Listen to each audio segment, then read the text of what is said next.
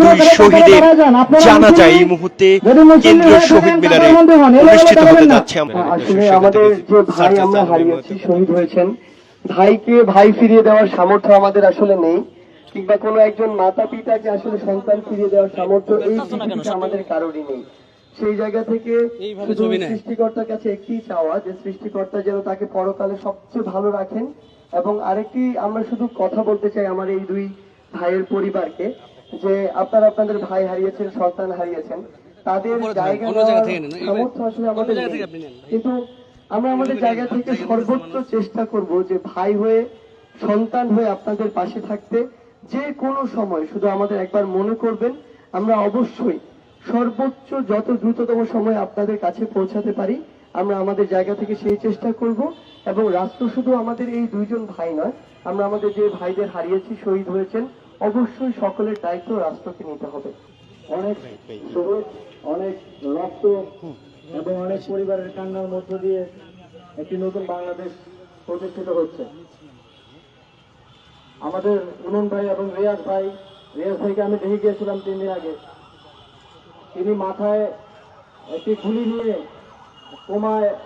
কোমায় থাকা অবস্থায় 10 দিন হাসপাতালের বেডে কাতরেছেন এবং অবশেষে শহীদের মর্যাদা লাভ করেছেন। আমরা যারা একসাথে লড়াই করেছি, আমরা হয়তো শহীদের মর্যাদা লাভ করতে পারিনি, কিন্তু আমাদের এই ভাইয়েরা তাদের জীবন দিয়ে দেশের দায়িত্ব আমাদেরকে দিয়ে গেছেন। সেই দায়িত্ব পালন করতে আমরা বদ্ধপরিকর।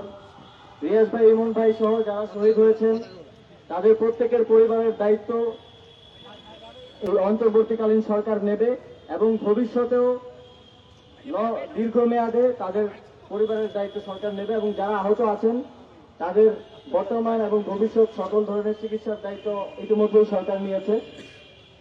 এবং আমরা এটিও স্পষ্টভাবে বলতে চাই, যারা আমাদের ভাইদেরকে শহীদ করেছে, নির্বিচারে গুলি চালিয়েছে, তাদের বিচার এই বাংলার মাটিতে নিশ্চিত করা হবে।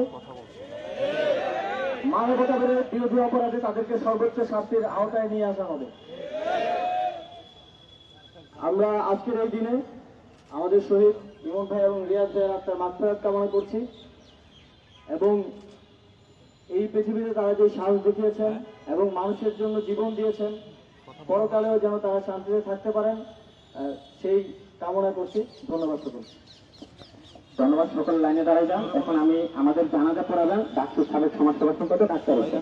দর্শক, বলছিলাম দুই অর্থাৎ শহীদ, এই মুহূর্তে দুই শহীদের লাশ রয়েছে কেন্দ্রীয় শহীদ মিনারে, তাদের জানাজা চলছে, অর্থাৎ সেটির প্রস্তুতি কিন্তু নেওয়া হচ্ছে। এর আগে আমরা দেখেছি যে অন্যতম সমন্বয়ক, বৈষম্য বিরোধী ছাত্র আন্দোলন অন্যতম সমন্বয়ক আসিফ মাহমুদ এবং কথা বলেছেন সার্জিস আলম, তারা দুইজনই কিন্তু কথা বলেছেন এবং আমরা দেখেছি যে এবং তারা বলেছেন এই দুই শহীদের অর্থাৎ দায়িত্ব রাষ্ট্র নেবে এবং এই মুহূর্তে তাদের জানাজা চলছে, সেইটি কিন্তু আমরা জানাজা নামাজ আদায় করব।